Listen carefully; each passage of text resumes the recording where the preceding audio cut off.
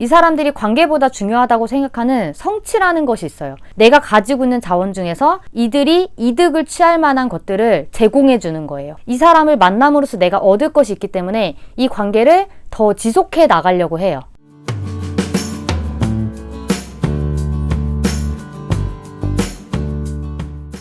안녕하세요, 헤일리입니다. 지난 성인 애착 유형 영상에 이어서 이번에는 친밀한 관계를 자꾸만 원하는 불안형과 이런 친밀한 관계에서 자꾸만 도망가고 싶은 회피형에 대한 얘기를 해보려고 해요. 한 여자와 남자가 있었어요. 여자는 처음에 남자한테 별로 관심이 없었는데 남자 쪽에서 자꾸만 매력을 어필하고 하다 보니 여자도 조금씩 남자한테 관심이 가서 이 둘이 연애를 시작하게 됩니다. 처음에는 유명하다는 맛집도 많이 다니고 영화도 보러 다니고 둘이서 막 알콩달콩 되게 재밌게 귀엽게 연애를 하고 있었어요. 관계가 뭐 한 달, 두 달 지나다 보니 이제 점점 더 둘 사이에 조금씩 트러블이 생기기 시작합니다. 남자가 여자한테 연락하는 빈도수가 조금씩 줄어들고 관심 표현도 조금씩 줄어드는 거예요. 여자가 느끼기에는 남자가 주는 애정이 자꾸만 부족하다고 생각이 드는 거죠. 그래서 조금씩 불만을 토로하기 시작합니다. 너는 왜 이렇게 연락도 잘 안 되고 전화도 왜 이렇게 연결이 잘 안 돼? 그 여자들이 있는 자리에 꼭 가야 되는 거야? 회사에서 일어나는 재밌는 얘기거리도 없어? 나한테 할 얘기가 없어? 뭐 이런 식으로 점점 더 이제 얘기를 하기 시작하면 남자도 처음에는 몇 번 들어줘요. 관계를 유지하고 싶으니까 자기가 좋아하는 사람이니까 미안해 내가 그 부분 조심할게 하다가 여자가 계속해서 불만을 얘기하니까 남자는 점점 더 이 관계가 불편해지기 시작해요. 내가 분명 미안하다고 했는데 왜 자꾸 힘들다고만 얘기를 하지? 남자는 이 대화를 점점 더 회피하기 시작해요. 여자가 대화하려고 하면은 남자는 점점 더 회피하고 또 회피하는 남자를 보고 여자는 궁극적으로 자기가 불편하다고 느낀 부분을 해소하지 못했기 때문에 또다시 대화를 요구하고 또다시 도망을 갑니다. 이런 패턴이 지속되다가 결국에는 지친 남자가 여자한테 이별을 고합니다. 요새 회사 일이 너무 바빠서 너한테 신경 쓸 겨를이 없어. 미안해 우리 여기서 그만하자. 이별을 선고받은 이 여자는 슬퍼요. 처음에는 막 엉엉 울고 친구들 만나서 하소연도 하고 힘겹게 지냈지만 곧 새로운 연애를 시작하게 됩니다. 바로 이 새로운 남자를 만나는데 이 남자와도 한 3개월 정도 지나니까 동굴에 들어가는 거예요. 남자도 도망가고 쫓아가고 이런 식의 연애 패턴이 계속되어서 이 여자는 만나는 남자마다 다 비슷한 유형의 연애를 하게 됩니다. 좀 이상하다 생각이 들죠. 왜 나는 자꾸 이런 끌려가는 연애를 하게 될까? 이게 바로 회피형 남자들과 불안형 여자입니다. 뭐 굳이 회피형과 불안형이라고 정의 내리지 않아도 이런 식의 연애 패턴을 자꾸만 겪게 되는 분들이 있으실 거예요. 굳이 남자와 여자가 아니더라도 왜 자꾸만 이런 연애를 하게 되느냐에 대해서 이제 좀 설명을 드리려고 하는데 연애도 결국에는 심리전이잖아요. 그러니까 이거를 먼저 파악하기 위해서는 내가 어떤 성향인지를 알아야 하고 상대가 어떤 성향인지에 대해서 알아야 해요. 이 회피형과 불안형은 결국에는 관계에 있어서 굉장히 불안감을 가지고 있다라는 측면에서는 공통점이 되게 많아요. 근데 그 양상이 어떻게 드러나느냐의 차이겠죠? 일단 회피형은 관계에 되게 회의적이고 불안형은 의존적이기 때문에 이 둘이 만나게 되면 계속해서 회피하고 의존하는 이런 나 잡아봐라 식의 형태의 연애가 자꾸만 자기도 모르게 만들어지는 거죠. 근데 아마 이 영상을 보고 계신 분들은 한 90% 정도가 불안형일 거예요. 왜냐하면 회피형들은 관계에 회의적이기 때문에 내가 관계를 개선하기 위한 이런 노력 자체를 하지 않아요. 이런 영상을 찾아서 굳이 보지 않는 거죠. 그래서 이 관계를 잘 유지해 나가기 위해서는 어떻게 해야 하는지 그런 방법적인 거를 먼저 이제 좀 설명을 드리려고 하는데 불안형의 입장에서 좀 설명을 드려볼게요. 가장 먼저 추천을 드리는 거는 일단 헤어지는 거예요. 좀 가슴 아픈 얘기지만 이 영상을 내가 보는 거는 관계를 잘 만들어가기 위해서 보는 건데 헤어지라니 이게 무슨 말이야 라고 하실 수 있는데 왜 그러냐면 이런 관계에 있어서 불안정성을 가지고 있는 이 사람들은 애초에 이 불안함이 관계에서 온 거기 때문에 불안형과 회피가 아닌 또 다른 제3자의 안정형을 만나서 관계를 치유받는 게 가장 빨라요. 불안형은 자꾸 관계에서 사랑받길 원하고 회피형은 관계에서 자꾸 도망가길 원하는데 이 관계의 불안함이라서 안정형이 꾸준한 사랑을 주면 아, 사람한테 내가 의지해도 되는구나 라는 안정기지가 생기는 거예요. 그러면 나도 모르게 나도 안정적인 성향을 갖게 되는 거죠. 이게 가장 좋은 방법이거든요. 첫 번째로는 이 회피형들의 독립된 시간과 공간을 존중해줘라 입니다. 이분들이 나랑 만나서 재밌게 놀다가 집에 가거나 친구들을 만나거나 회사에 가서 일을 하는 시간 동안 나의 존재는 마치 까맣게 있고 자기의 시간만 온전히 지내는 것처럼 보여도 그것을 내가 온전히 이해해줘야 돼요. 왜냐면 같이 놀 땐 재밌는데 왜 떨어지면 나에 대한 존재 자체를 다 잊는 것 같지? 내 생각 안 나나? 맛있는 거 먹을 때 나랑 먹고 싶다는 생각이 안 드나? 라고 생각이 들 수 있는데 그거는 불안형의 성향이지 회피형의 성향이 아닙니다. 왜 내 생각을 해주지 않는 거야? 라고 생각하는 것처럼 회피형들도 똑같아요. 왜 나의 시간을 존중해주지 않는 거야? 나의 입장에서만 그들을 바라보는 게 아니라 그들의 시간과 공간을 최대한 존중해주세요. 너무 그런 반응 하나하나에 나의 불안기질을 발동하지 않으셔도 됩니다. 회피형들은 동굴에 들어갔을 때 그거를 내가 끄집어내려고 하면 왜 자꾸 대화를 피하는 거야? 나랑 대화하자. 자꾸 이런 식으로 끄집어내려고 하면은 점점 더 도망가요. 더 깊은 동굴 속으로 들어갑니다. 그리고 그 기간 자체도 길어져요. 그러니까 왜 우리도 엄마가 공부해라 하면은 공부하려다가도 하기 싫어지잖아요. 같은 심리거든요. 그냥 내버려 두고 그냥 나도 나의 일을 하는 거예요. 나도 그냥 친구들 만나서 재밌게 놀고 내 시간 보내고 내 일하고 하다 보면 어느새 돌아와요. 사람의 심리가. 두 번째로는 함께 같이 할 수 있는 일이나 취미거리를 만들어라 입니다. 이 사람들이 관계보다 중요하다고 생각하는 성취라는 것이 있어요. 그 성취가 이제 단순 즐거움인 사람도 있고 아니면 진짜 일적인 성장을 바라는 사람도 있는데 내가 가지고 있는 자원 중에서 이들이 이득을 취할 만한 것들을 제공해 주는 거예요. 그러면 이 사람들은 관계에는 회의적이지만 이 사람을 만남으로써 내가 얻을 것이 있기 때문에 이 관계를 더 지속해 나가려고 해요. 그렇게 함께 공유할 수 있는 시간의 양을 늘려가는 거예요. 즐겁게 노는 걸 좋아하시는 분이다. 뭐 오버워치 게임을 좋아한다 하시면은 같이 PC방에 가서 주말마다 만나서 오버워치 게임을 같이 해주는 거예요. 근데 이제 내가 오버워치 게임을 잘해서 이 사람의 승률에 도움이 될 수 있으면 당연히 더 좋겠죠. 아니면 뭐 이제 사진 찍는 거 좋아하시는 분들이면 같이 만나서 예쁜 카페에 다니면서 사진을 찍어준다거나 혹은 약간 자신의 일, 성취, 돈 이런 것에 좀 관심이 많고 좀 그런 쪽에 많이 초점이 꽂혀 있다 하시는 분들이면은 뭐 예를 들어 내가 영어를 잘하면 영어를 가르쳐 준다거나 아니면 뭐 같이 독서 토론회 같은 데를 가서 얘기를 한다거나 이런 식으로 같이 공유할 수 있는 것들을 해주고 이게 내가 이 사람한테 도움을 줄 수 있는 위치면은 더 좋아요. 근데 여기서 중요한 거는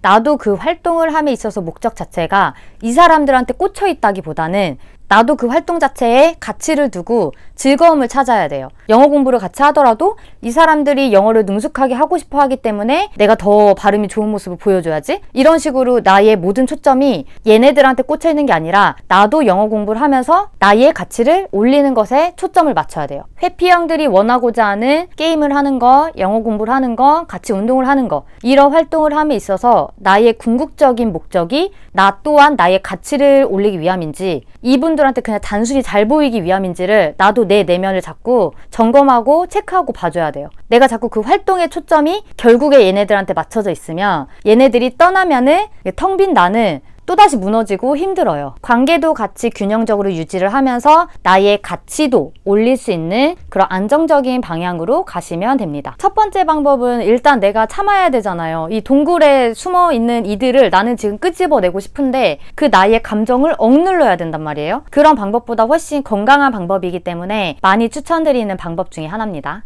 세 번째로는 애착관계를 만들어라 입니다. 회피형이랑은 애착관계를 만들기가 되게 힘들어요. 왜냐면 시간도 오래 걸리고 사람을 잘 믿지 않기 때문에 그냥 일주일에 한번 만나서 데이트하고 놀고 하는 거는 노은 시간 뿐이지 그렇다고 해서 막 내가 일상으로 돌아갔을 때 얘가 보고 싶고 생각나고 하진 않거든요. 그래서 애착관계를 만들려면 어떻게 해야 하냐면 회피형들이 원하는 것을 원하는 때에 주는 거예요. 사람마다 자기가 원하는 것들이 있어요. 이런 행동을 받았을 때 내가 사랑을 받았구나 라고 느끼는 것들이 있거든요. 그게 어떤 사람은 함께하는 시간이 즐거운 사람도 있고 아니면 이제 헌신하는 마음을 보여줬을 때 많은 선물을 줬을 때 그거를 사랑받는다고 느끼는 사람도 있거든요. 혹은 표현이라던가 스킨십이라던가 그것을 잘 파악해서 주는 거예요. 근데 불안형은 관계에 되게 긍정적인 편이라서 기본적으로 사람들이 나를 좋아할 거다라고 생각하는 것들이 많기 때문에 관계에 의존적이다 보니까 상대한테 잘 맞추고 뭐 이런 성향들 때문에 실제로 사랑을 많이 받기도 해요. 불안형들은. 그래서 모든 초점이 자기한테 맞춰져 있는 경우들이 많거든요. 뭐 예를 들면 얘가 원하는 것을 내가 제공해 주는 게 아니라 자기가 주고 싶은 걸 주는 거예요. 이 사람들이 실용적인 걸 좋아해요. 근데 얘는 약간 따뜻한 감성을 가지고 있어요. 그러면은 막 손편지를 써서 주거나 발렌타인데이에 막 초콜릿을 예쁘게 만들어서 주거나 선물을 하는 거죠. 근데 얘는 별로 반응이 없어요. 그럼 얘는 또 기분이 상하는 거예요. 얘는 고맙지 않거든요. 자기가 생각하기에 이게 소중하다, 이게 중요하다라고 생각하는 가치가 아니기 때문에 받더라도 그냥 맛있게 먹고 끝이지, 아 뭐 고생했네, 그냥 요 정도지, 이게 막 내가 마음적으로 아 고맙다, 되게 나를 생각해 주는구나 라고 느끼지 않아요. 그래서 실용적인 걸 원하는 애들한테는 공연 티켓 같은 걸 구해서 준다거나 그런 거 같이 보러 간다거나 이런 식으로 자기가 생각하는 가치를 시기적절하게 주는 거예요. 이게 처음에 불안형 입장에서는 뭐 내가 이렇게까지 해야 돼? 라고 생각할 수 있거든요. 얘는 사랑을 주지 않는데 나만 일방적으로 베푼다라고 생각할 수 있는데 조금은 착각하고 있는 부분일 수 있는 게, 불안형은 베풀기 위한 베품이 아니라 내가 사랑받기 위한 베품을 하는 경우들이 많아요. 그러니까 단순히 그냥 너가 좋기 때문에, 내가 너를 너무 사랑하기 때문에 네가 원하는 걸 줄게 면은 뭔가를 베풀었을 때 그걸로 끝이어야 되는데 자꾸만 대가를 바라는 거예요. 내가 줬으니까 그만큼 보고 싶다고 표현해줘. 내가 이만큼 너한테 노력했으니까 그에 대한 피드백을 줘. 라는 식으로. 근데 만약에 그 피드백이 없으면 이제 화가 나는 거죠. 진정한 사랑이 아니고 결국에 내가 사랑받기 위한 사랑이거든요. 그래서 자꾸 관계가 불안정한 거예요. 요구하고 피하고 요구하고 피하고 하니까. 그래서 이 불안형들은 바라는 마음에 베풀지 말고 그냥 진짜 이 상대가 원하는 것을 정말 그냥 주겠다는 마음으로 한번 베풀어 보세요. 정말 마음속의 초점이 내가 사랑받기 위함이 아니라 진짜 이 사람을 위해서 내가 뭔가 베풀다 보면 신기하게도 이 사람에 대한 집착이 사라져요. 조금은 마음이 옅어집니다. 네 번째로는 반영하기입니다. 이 반영하기라는 것은 상대가 하는 말과 표현을 내가 같이 미러링해서 되뇌어 주는 건데, 첫 번째, 두 번째, 세 번째 방법으로 어느 정도 애착 관계가 형성이 됐고 함께 지낸 시간이 조금 됐어요. 약간은 관계가 조금은 안정적이다 라고 했을 때, 그 감정적으로 트러블이 일어났을 때 반영하기를 내가 해주는 거예요. 이 반영하기라는 거는 상대의 마음을 내가 감정을 읽어주고 공감해주는 거거든요. 그러면 이제 인간은 기본적으로 타인한테 내가 공감받고 인정받고 싶은 욕구가 있기 때문에 내가 반영하기를 해주면은 좀 더 그 애착관계가 조금 더 강해지는 거예요. 나는 공감해줬다고 생각하는데 그렇지 않은 경우들이 있어요. 예를 들면 가장 많이 하는 실수 중에 하나가 조언하기거든요. 남자들이 특히 많이 하는 실수긴 한데, 아, 나 오늘 시험 또 떨어졌어. 아, 어떡하지? 앞으로 뭐 해먹고 살지? 막 이런 얘기를 하는데, 아, 시험 또 떨어졌어? 아, 어떡해. B하고는 옮겨봐. 이런 얘기를 하는데, 이게 이제 조언을 잘못하면은 마치 너의 선택이 잘못됐잖아. 그러니까 B로 옮겨봐. 이런 식으로 들릴 수 있거든요. 이 사람들의 입장에서는 이거를 내가 치유받았다, 공감받았다라고 느끼지 못하는 경우들이 있어요. 뭐 그런 경우에, 아, 어떻게 속상하겠다. 뭐 괜찮아. 잘 될 거야. 힘내. 이런 식의 조언을 해주는 거죠. 또 많이 하는 실수 중에 대화 기법 중에 전환이라고 해서 상대의 말을 들어주는 듯 하지만 결국에 자기 얘기를 하는 경우들이 또 있거든요. 뭐 예를 들어서 우리 팀에 모지리 과장이 있는데, 아, 그 사람 진짜 짜증나. 그 사람 때문에 일 2배로 하는 것 같아. 막 짜증나. 이런 얘기를 하고 있는데, 아, 진짜? 모지리 과장 있어? 아, 우리 팀에도 모지리 과장 있는데 그 사람이 이랬고 저랬고 막 어쩌고 저쩌고 이런 식으로 자기 얘기를 계속 하는 거예요. 반영하기를 많이 해주고, 뭐 싸울 때도 너가 그런 말들을 나한테 해서 내가 속상했어. 이러면은, 아, 기분이 상했어? 이렇게 물어보기보다, 아, 속상했어? 이런 식으로 이 사람이 한 말을 내가 똑같이 되뇌어주면 이 사람이 느끼기에는 내가 인정받았다고 느끼고 친밀감을 느끼거든요. 사람은 기본적으로 자기와 닮은 사람한테 좀 친밀감을 느끼기 때문에 그 사람이 자주 쓰는 그 표현과 그 문장 구조와 그런 단어들을 내가 같이 써주는 거예요. 첫 번째로 그 사람의 독립된 시간과 공간을 존중해줘라. 두 번째로 그 사람과 함께 할 수 있는 취미를 만들어라. 세 번째로 애착 관계를 형성해라. 네 번째로 반영하기로 그 사람의 감정을 읽어줘라. 이렇게 네 가지에 대해서 오늘 말씀을 드렸는데, 혹시 이렇게까지 했는데도 이 관계가 계속 삐그덕거리고 유지가 잘 안 된다 하시는 분들은 과감하게 이 관계를 끊어내기를 권유드립니다. 이 불안형과 회피형은 각자가 가지고 있는 불안정 애착 성향을 서로 자극하기 때문에 계속 끌리기도 하거든요. 그래서 어떻게 하면 내가 이런 관계에 대해서 벗어날 수 있는지, 어떻게 하면 내가 먼저 애착 성향이 될 수 있는지에 대해서 다음 영상에서 말씀을 드리려고 하거든요. 제가 영상의 전달력을 조금 높이기 위해서 인형도 쓰고 좀 제 언어로 편하게 말씀을 드렸는데 전달이 잘 됐을지 어떨지 잘 모르겠어요. 혹시 코멘트 주실 거 있으신 분들은 댓글 남겨주시고 궁금한 거 있으신 분들도 댓글 남겨주시면은 다음 영상에 참조해서 내용을 좀 보충하도록 하겠습니다. 이 영상이 조금이라도 도움이 되신 분들은 혹은 다음 영상이 궁금하신 분들은 좋아요와 구독 함께 눌러주세요.